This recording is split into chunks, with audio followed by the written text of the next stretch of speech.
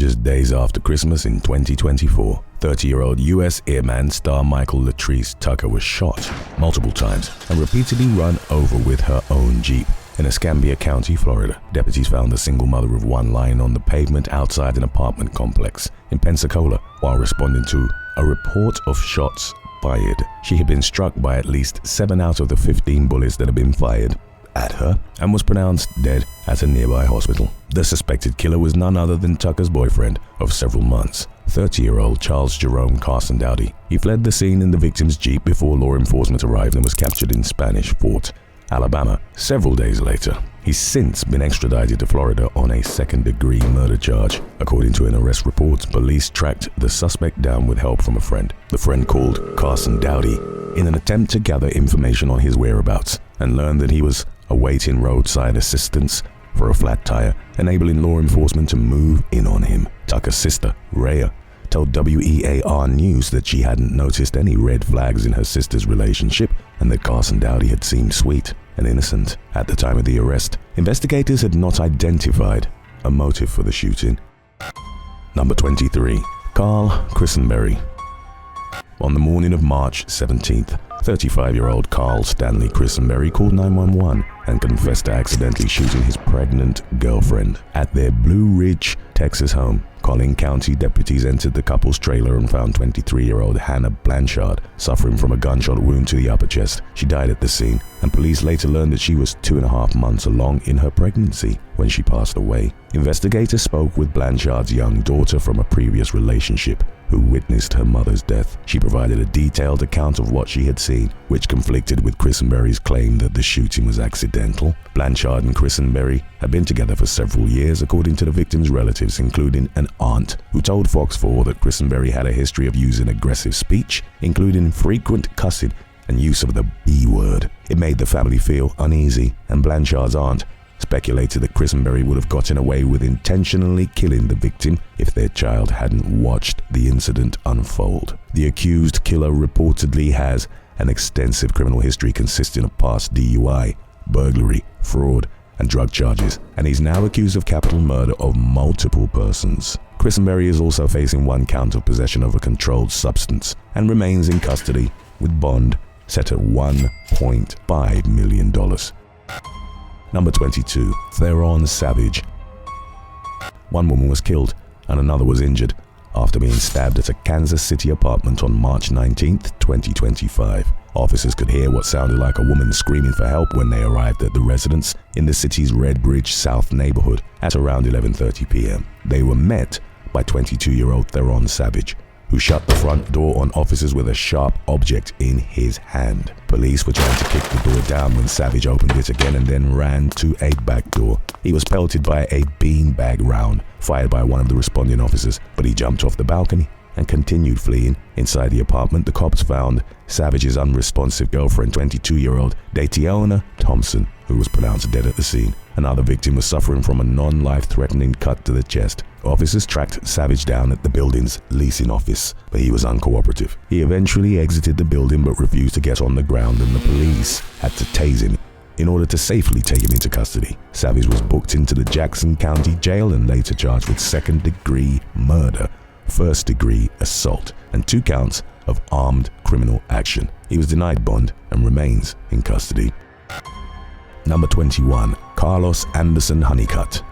4 days after checking into a psychiatric facility in November 2023, 26-year-old Carlos Alejandro Anderson-Honeycutt was released. Hours later, he shot his ex-girlfriend, 24-year-old Brittany May Lynn Wicker, at the former couple's Wichita, Kansas home. By the time Wicker's mother found the young woman's lifeless body later that day, Anderson-Honeycutt had fled the residence in Wicker's car. Police tracked his movements to a local convenience store, where a security camera had captured footage of him using Wicker's ATM card to withdraw cash and fill his gas tank. Anderson-Honeycutt then drove to Brownsville, Texas, and crossed the border into Mexico. He returned to the U.S. 2 days after the murder and was arrested on a first-degree murder charge. Wicker's mother, Connie, told KAKE News that her daughter had broken up with Anderson-Honeycutt the week before she was killed. During that time, Anderson-Honeycutt told police about his mental distress, which he blamed on his issues with Wicker and the mother of his child, who were supposedly planning to move out of state with their child. Instead of trusting a jury to decide his fate, he opted for a bench trial, putting his future in the judge's hands. In March of 2025, Judge Jeffrey Goring found Anderson-Honeycutt guilty as charged. He's being held at the Sedgwick County Jail while awaiting sentencing, which is scheduled for May 27th. Number 20. Maxwell Lartery. While conducting a welfare check at a home in Atlanta's Sandalwood Estates neighborhood in February 2024, police discovered the bullet-riddled body of 51-year-old Samantha Bozeman. Neighbors had requested a visit to the woman's home from law enforcement after hearing gunshots earlier that day and being unable to get a hold of her afterward. She had been shot 3 times through her front door. By then it was too late to save Bozeman, but investigators did not believe her death was fast. They did believe that Bozeman might have survived if someone had called for help sooner, but that the killer, her ex-boyfriend, Maxwell Lartery, was too busy gallivanting around the metro Atlanta area in an attempt to establish an alibi. He would soon learn that his efforts were in vain thanks to a doorbell camera that had captured Bozeman's murder on video. In the footage, Lartery could be heard threatening to shoot Bozeman from outside her front door.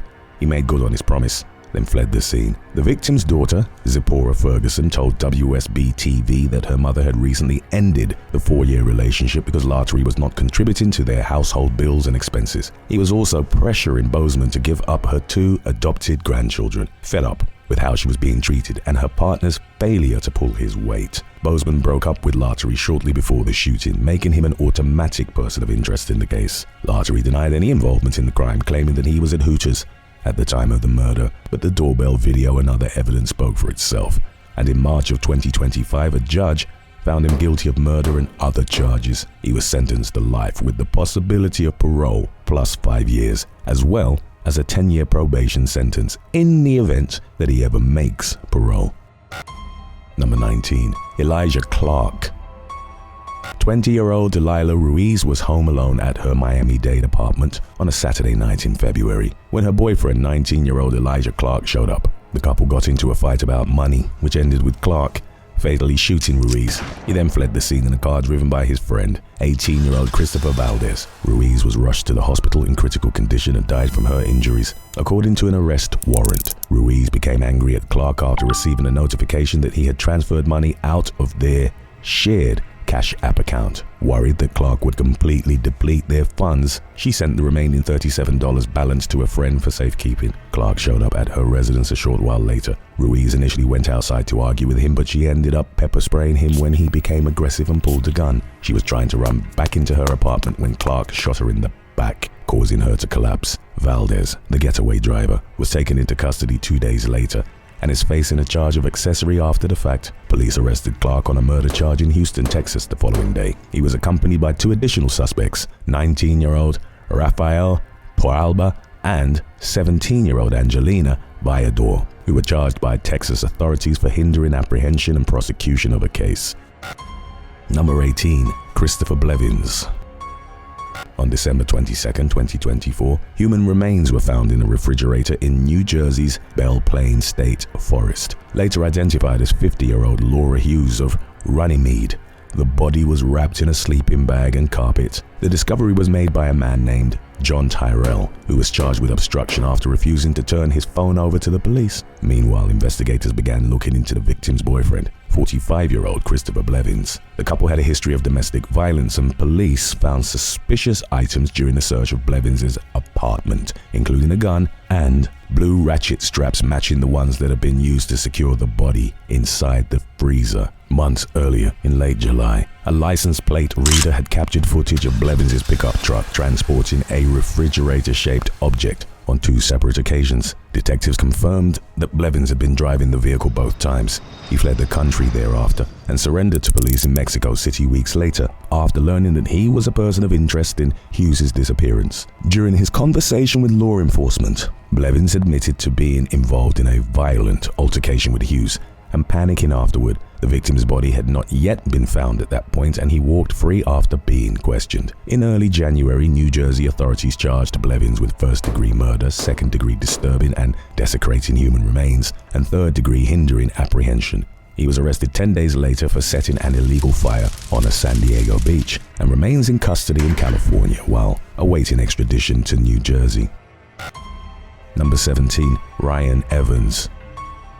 31-year-old Ryan Evans was already out on bail for assaulting his girlfriend, 32-year-old mother of 5 Holly Sanchez, when he beat her to death in May of 2023. As a condition of his release, he was banned from contacting Sanchez, but he didn't let this stop him from fatally attacking her at her bungalow in West Sussex, England. Sanchez's body was found in a pool of blood at the residence, and Evans was arrested for murder and other charges shortly thereafter. He was an immediate suspect in the case due to he and the victim's tumultuous history, which included at least 3 previous arrests for domestic-related incidents. Neighbors had called police to the property several times in the past due to loud fighting, and on one occasion a nearby resident's doorbell camera had captured footage of Evans dragging Sanchez out of the home by her hair. He had also been seen punching Sanchez in the face. Just weeks before her death, Sanchez told police that she feared Evans would kill her if he found out she was talking to law enforcement about the abuse. She retracted her complaint the next day, claiming she was an alcoholic and had fallen out of a car. Evans was arrested anyway, but soon walked free after telling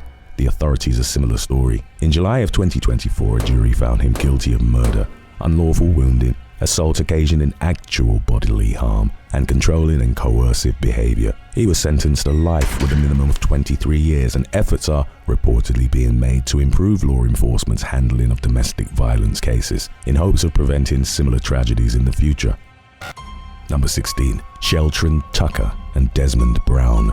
39-year-old Courtney Grogan and her boyfriend, 40-year-old Cyril Mitchell Jr., were found dead at their Lake Charles, Louisiana duplex on August 19, 2024. They had been murdered in cold blood in front of 3 children who were in their care at the time. 10 days later, police arrested 38-year-old Sheltren Terrell Tucker and 39-year-old Desmond Duriel Brown, who were the fathers of 2 of Grogan's children. According to reports, they were upset about being on the hook for child support while Grogan dated a new man, so they conspired with one another to eliminate her from the picture entirely. On the day of the murders, Tucker and Brown barged into Grogan's duplex with guns and opened fire on her and Mitchell. They were charged with murder and home invasion and are being detained at the Calcasio Correctional Center amid the ongoing case. Tucker's sister, Althea Tucker, expressed her anger toward her brother and Brown in a social media post, stating that the 2 can rot and that she hopes they're sentenced to death by lethal injection. She mentioned how her and Tucker's mother had been taken from them as children, and went on to say, "Family or not, I will never condone certain things." Number 15. Tyrone Johnson. The state, knowing nothing about me, would have you believe that before you was a vicious man who went hunting for human life. Wait, did he say you hurt my mom? Yeah. Is that what he said? Yeah. On the evening of October 21st, 2018, 42-year-old Tyrone Terrell Johnson called 911 and confessed to killing his girlfriend and her child inside the couple's East Tampa apartment. He was extremely distressed and had blood on his hands when Hillsborough County deputies arrived at the scene, where they found the bodies of 34-year-old Stephanie Willis and her young son, Ricky. Both victims had been shot to death and were lying in a bedroom in pools of blood. The home was in disarray, with bullet holes in the walls and blood all over the master bedroom and in Ricky's room. In both rooms, police found shell casings, which were later matched to a Glock handgun that was found on the living room floor. During his first police interview shortly after the murders, Johnson said that he and Willis had argued after he changed the TV channel while they were eating dinner. The exchange quickly escalated to vicious insults and then physical violence, according to Johnson, who claimed that Willis followed him around the apartment and kept hitting him after he broke up with her and started packing a bag to leave. At some point, Johnson grabbed his gun and, in his words, just started firing. He claimed that Ricky had jumped on him in the master bedroom and denied shooting the boy in his bedroom even after police confronted him with evidence to the contrary. Prosecutors would later claim that Johnson shot Ricky while he hid under his bed. Either way, Johnson had admitted to the killings and was charged accordingly. In 2021, he was found guilty of first and second degree murder. The jury recommended a sentence of death by lethal injection, and Johnson is reportedly in the process of appealing his case to the Florida Supreme Court. Number 14. Francisco Ochoa. 24-year-old Jocelyn Espinoza was shot dead during an argument with her boyfriend outside a humble Texas motel. On September 15th, 2024, police were called to the scene at around 1:30 in the morning, and the suspected shooter had fled with the victim in his vehicle by the time officers arrived. Surveillance footage showed Espinosa and 19-year-old Francisca Ochoa pulling into the parking lot in Ochoa's pickup truck. Ochoa exited the vehicle, went to the passenger side door, and aggressively tried to open it. Espinosa had locked him out of the truck, so he grabbed his handgun and used it to smash the driver's side window, causing the weapon to accidentally discharge. The bullet had struck Espinosa in the head, causing her to become unresponsive. Ochoa dropped her off at a Houston emergency room where she was pronounced dead. Several hours later, the young couple had only been dating for a few months at the time of the shooting. Their relationship was so new that Espinosa's own sister was unaware of it until after the young woman was killed. Ochoa initially gave police conflicting statements, then stopped speaking with law enforcement and refused to let them search his truck. The authorities seized his truck but released him without charges for the time being. 5 days after the shooting, the Houston Police Department announced that Ochoa was wanted in connection with the crime. He turned himself in later that day and was booked into the Harris County Jail on a manslaughter charge. Ochoa no longer appears to be in custody, indicating that he's likely out on bond, and records show that the case is ongoing. Number 13. Tevin Leach. Shortly before 8:30 a.m. one morning in March of 2024, 30-year-old mother of two Felicia Barbie Battle exited her workplace at an Apex, North Carolina shopping center and was shot dead in the parking lot. Just moments earlier, her boyfriend, 30-year-old Tevin Leach, had barged into the business and started cursing at Barbie Battle. One of her co-workers dialed 911 while another nearly followed Barbie Battle outside, but was stopped by someone who didn't think it was a good idea. After hearing gunshots, the victim's co-workers huddled in the back of the business. Once Leach was gone from the scene, one of the employees went outside and tried desperately to rouse her, but her injuries proved fatal, and Leach quickly became the subject of an intensive manhunt. During the search, police discovered that he had made concerning Facebook posts both before and after the shooting. Hours before, he wrote that Barbie Battle had took my heart and ran away. Afterward, he posted an image of a running hourglass. Leach was captured in Jacksonville, North Carolina, hours after the shooting, and is currently detained in Wake County on a first-degree murder charge. Number 12. Tyler Holman. On January 27, 2025, 35-year-old Ashley Gandolfi was found dead inside a vehicle that had been involved in a rollover crash near Independence, Oregon. She had succumbed to a gunshot wound, indicating that she was most likely already dead when the collision occurred. Investigators traced the crime to Gandolfi's ex-boyfriend, 39-year-old Tyler Holman, whom she had ended her 10-year relationship with in March of 2024 after a domestic violence incident. She had accused Holman of grabbing and throwing her, slamming her against a metal chair, and throwing a cooler at her when she tried leaving the residence. Gandolfi also reportedly claimed that Holman was intoxicated during the incident, and Holman was charged with multiple counts of assault and coercion. The charges were dropped later that year after Gandolfi fell out of touch with prosecutors. Following Gandolfi's death, Holman was charged with second-degree murder, tampering with evidence, and abuse of a corpse. 10 days after the murder, Holman's friend, 37-year-old Logan Wilkins of Salem, was charged with second-degree abuse of a corpse and tampering with physical evidence. He's accused of helping Holman move Gandolfi's body, but authorities have not released specific details about the role they believe he played in transporting the remains.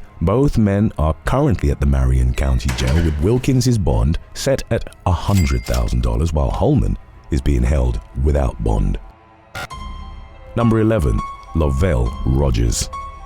While most people were getting ready to ring in the new year on December 31st, 2024, emergency responders in Tuscaloosa, Alabama were responding to a reported shooting at a local residence where they found 34-year-old mother of four, Brittany Bolden, dead from a gunshot wound. Suspicion naturally turned to Bolden's boyfriend, 34-year-old Lovelle Rodgers, with whom the victim had a history of previous domestic violence issues. Earlier that very day, Bolden and her mother had looked at apartments together. She was looking for a place for her and her children to stay as part of a plan to leave Rodgers. Bolden's mother, Cassandra, told CBS 42 that she believes Rodgers found out about her daughter's plan to move out and just flipped. While the relationship was unhealthy, Cassandra felt comfortable dropping Bolden off at the home she and Rodgers shared. After they finished looking at apartments, she didn't think anything terrible would happen with the children at home, but she was sorely mistaken. Rodgers was charged with capital murder and is being held at the Tuscaloosa County Jail. In the meantime, Bolden's family have become vocal advocates against domestic violence and are hoping that Brittany's story will help others who are in abusive relationships. Number 10. Tim McVay. 29-year-old Carrie Olson of Davenport, Iowa, was last seen alive at a Rock Island, Illinois gas station on December 28, 2013. On April 4, 2014, more than 3 months after her disappearance, her body was found in a remote, vacant lot in Hastings, Minnesota. Her death was ruled a homicide by unspecified means, and suspicion quickly fell on Olson's live-in boyfriend, Justin Mueller, who claimed that Olson had stormed out of the house during an argument and never returned. Investigators also spoke with Olson's ex-boyfriend, 38-year-old single dad Tim McVay, who Olson had remained friends with after their breakup. She had ended the relationship because McVay didn't want any more children, and she really wanted to become a mother at some point. After the murder, McVay told police that Olson had come to his home due to her fight with Mueller. He claimed that he had driven Olson home the next day and that she allowed him to borrow her car to drive to the Minneapolis airport, where he was due to catch a flight to Las Vegas. But Mueller continued to insist that Olson never came home. He didn't think it would have made sense for Olson to storm off and never return, because the fight she had left during was nothing more than a trivial spat over burnt eggs. Meanwhile, McVay became an increasingly appealing suspect due to his shady behavior, which included multiple attempts to withdraw money using Olson's debit card. One night at karaoke, he sang the Guns N' Roses song "Used to Love Her," which contains the line, "I used to love her, but I had to kill her." A bystander captured video of the performance, which read like a murder confession. Olson's loved ones thought it was distasteful at best, but it further piqued their suspicions that McVay had something to do with the woman's disappearance. Investigators further determined that the timeline of McVay's drive to the airport aligned perfectly with the location and timing of Olson's body being dumped and discovered. In 2014, authorities charged McVay with first-degree murder and concealment of a homicidal death. The state was never able to conclusively determine a suspected motive, but prosecutors speculated that McVay killed Olson in a fit of rage when she refused to let him borrow her car. McVay maintained his innocence but was found guilty and sentenced to 45 years. He'll be 81 years old when he becomes eligible for parole in 2056. Number 9. Ariel Cruz. When 21-year-old Idania Campos stopped responding to her family and friends in November of 2023, they reported her missing to the Houston police and began searching for her. They tracked her phone and found her car parked along a street. The vehicle was locked and there were no signs of suspicious activity, so the police did not open the vehicle. Determined to find his daughter, Campos's father broke into the car later on and found the missing young woman's body in the trunk. She had been shot, and police arrested her 19-year-old boyfriend, Ariel Cruz, the following day. Cruz reportedly confessed to killing Campos during his police interrogation, telling the interviewer that he did it because the victim had broken up with him in the past. He was charged with murder and remains in custody at the Harris County Jail with bond set at $300,000. Number 8. Kelly Simino. In January 2009, a decapitated human skull was found along a creek bed just outside Eldon, Missouri. It belonged to 23-year-old Brandy Matthews, who had vanished more than 2 years earlier in September 2006. In the months leading up to her disappearance, Matthews had reported at least a half-dozen domestic assaults at the hands of her partner, Kelly Simino. During that time, she also helped several law enforcement agencies by gathering information for investigations into Simino's suspected drug crimes. Matthews' mother, Deanna Roberts, spent a year and a half trying to convince law enforcement to investigate her daughter's disappearance. The police kept telling her that Matthews was an adult who had a right to vanish, but Roberts believed the authorities were judging her daughter for being an exotic dancer and for being involved with Simino, a career criminal in the first place. An investigation was finally launched in 2008. Prior to the discovery of Matthews' body, at least one witness told police that Simino had admitted to strangling the missing woman to death. Another person claimed to witness Simino assaulting Matthews right before she vanished, and she had been last seen with Simino on a property close to where her skull was later found. In January 2011, nearly 2 years after Matthews' skull was found, Simino was charged with second-degree murder. He was found guilty in October of that year, and in early 2012, he was sentenced to 20 years in prison. Records show that he was also convicted of other unrelated charges, which lengthened his sentence to 31 years. Number 7. Andy McCauley. High school student Riley Crossman suddenly slipped out of sight and went radio silent in Berkeley Springs, West Virginia, in May of 2019. Community members turned up in droves to help search for the missing teen, who was found dead on a remote hillside among construction debris. Later that month, police made the discovery with help from cadaver dogs, who initially picked up a decomposition scent in a pickup truck owned by Crossman's mother's boyfriend, 41-year-old Andy McCauley. Debris at the site was connected to materials in McCauley's truck, further pointing toward his involvement in the murder. McCauley gave police conflicting narratives about his activities and whereabouts on the day Crossman went missing. Surveillance video proved that he was lying about where he went, and authorities charged him with first-degree murder and child abuse resulting in death. He was found guilty as charged in 2021, and the jury voted on a life sentence without mercy, which means no possibility of parole. McCauley appealed his case, arguing that there was insufficient evidence to convict him on a first-degree murder charge. He also accused the judge of making several mistakes, but the Supreme Court rejected his claims and upheld the original sentence. In a list of evidence supporting the original jury's guilty verdict, justices highlighted McCauley's erratic behavior at the time of Crossman's disappearance, deleted text messages, a sudden change in his work schedule, leaving his job for several hours during the day, and contractors' garbage bags he had taken from his workplace. The court also cited evidence that the killer had smothered Crossman to death, which requires premeditation. Number 6. Filippo Turetta.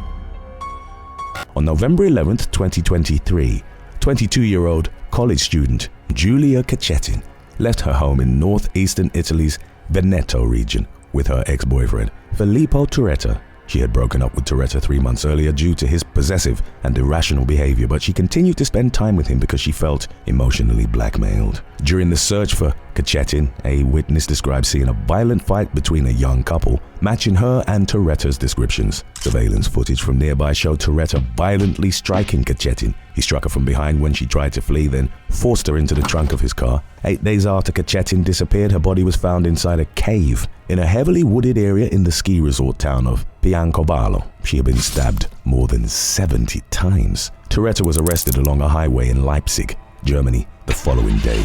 After his car ran out of gas, he immediately admitted to Cecchetin's murder when approached by police and was promptly placed under arrest. In December 2024, Turetta was found guilty of murdering, weapons possession, kidnapping and concealment of a corpse. He was sentenced to life in prison and ordered to pay nearly $800,000 in restitution to the Cecchetin family. Number 5. Luis Bernal-Sosa. On May 31st, 2023, 22-year-old Leah Gomez was gunned down in downtown Grand Rapids, Michigan, while talking on the phone in her parked vehicle. Her young child was in the car at the time and was unharmed, but Gomez died from multiple gunshot wounds. Investigators traced the crime to 27-year-old Luis Fabian Bernal-Sosa, the father of the victim's child. The person Gomez was talking on the phone with when she was shot told police that Bernal-Sosa had snatched her phone and hung up their call earlier that day. Gomez called the person back and they heard her saying, "Is that an AR-15? You need to get out of my car," followed by 5 to 6 gunshots. Bernal-Sosa was identified as the suspect by a witness who had seen him carrying a gun to his apartment right after the shooting. During his trial, the defense urged the jury to consider convicting him of a lesser charge of voluntary manslaughter due to his heightened emotional state when the crime occurred. The prosecution argued that Bernal-Sosa's actions were not influenced by heightened emotions and that he executed Gomez in cold blood. In February 2024, Bernal-Sosa was found guilty of murder and a felony gun charge. He was sentenced to life in prison without the possibility of parole. Number 4. Scott Bachicha. 30-year-old Mindy Stewart was killed by her boyfriend in her Albuquerque, New Mexico home on Easter Sunday in 2017. According to a criminal complaint, a responding officer entered the house and found 32-year-old Scott Bachicha covered in blood. In the living room, Stewart was lying on a mattress in a pool of blood. She was pronounced dead at the scene. Bachicha initially claimed that someone else had shot Stewart and that he had awoken to see a shadowy figure running out the door. He later said that the gun had discharged accidentally while he was messing around with it. Neighbors painted a slightly different picture, telling police that they overheard a man and a woman yelling at each other right before the gunshots. They also said that they had not seen anyone fleeing from the residence and that Bachicha had come over to them seeking help after Stewart was shot. During his conversation with the neighbors, Bachicha mentioned that he had just bought a shotgun. Bachicha was originally charged with murder, but in May of 2024 he pleaded guilty to a reduced involuntary manslaughter charge. Due to his status as a convicted felon, a firearm enhancement would be applied to his case, but he still faced no more than 2.5 years in prison. In February 2025, Bachicha was sentenced to 18 months in jail, followed by a year of probation. He was due to turn himself in to begin his sentence on March 14th, but he failed to show up in court. The judge issued a warrant for his arrest and records show that he is not currently in custody, indicating that he's still at large. Number 3. Andrew Ridgeway.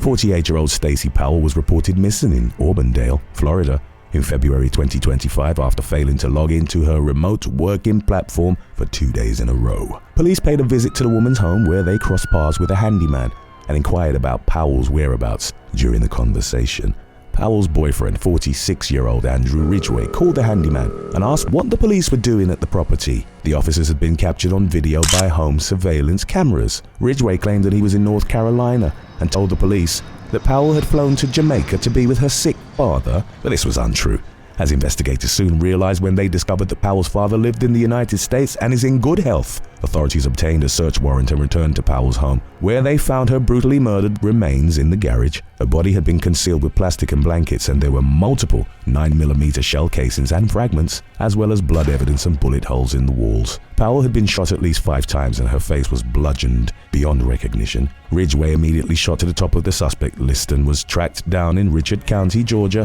where he was pulled over in Powell's vehicle. Inside the car, police found a gun matching the spent bullets that had been left behind on the crime scene. Ridgeway was booked into the Polk County Jail on charges of second-degree murder, criminal use of a deceased individual's personal ID, providing false information to law enforcement, and tampering with or fabricating physical evidence. He remains in custody and is due back in court on May 2nd for a status conference.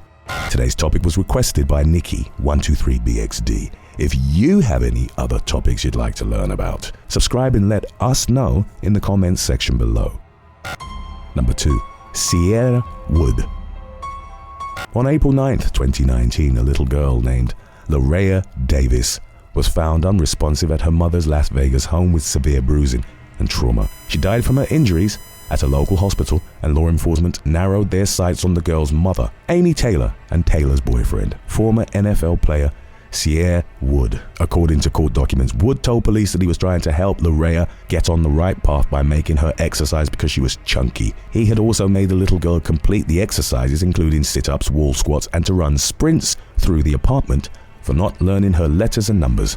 Autopsy results revealed that Larea was suffering from broken ribs, multiple skull contusions, and a lacerated liver at the time of her death. To police, the strenuous activity seemed more like a severe punishment than a well-intended parenting technique, and Wood and Taylor were arrested on various charges stemming from the victim's death. In addition to making Larea do strenuous exercises, Wood was accused of sitting on her chest and stomach as a punishment in the past. In April 2024, Wood entered an Alford plea to second-degree murder and felony child abuse. He was sentenced to 10 years to life for the murder charge, followed by a 28-month to 6-year sentence for the child abuse charge. Taylor pleaded guilty to the same crimes and was sentenced to 8 to 20 years for the abuse charge and 20 years to life for the murder charge.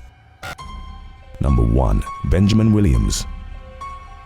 On July 31st, 2021, 27-year-old Joanna Pecker was contacted by the estranged father of her newborn, 41-year-old Benjamin Bambi Williams. He said he wanted to meet the child, and Pecker agreed to meet at a cemetery in St. Petersburg, Florida, so the two could get acquainted. Pecker was sitting in her vehicle at the cemetery and holding the baby when she was shot multiple times in the face. She died from her wounds, and Williams, the alleged gunman, fled the scene. He remained on the run for 3 years until a TikTok user recognized him in a video about his status as a wanted fugitive. The observant viewer contacted federal authorities and let them know that Williams was hiding out in Mexico, where he was picked up by U.S. Marshals. He was extradited to Florida and booked into the Pinellas County Jail, where he remains in custody on charges of murder, grand theft or fraud, and 2 counts of child abuse.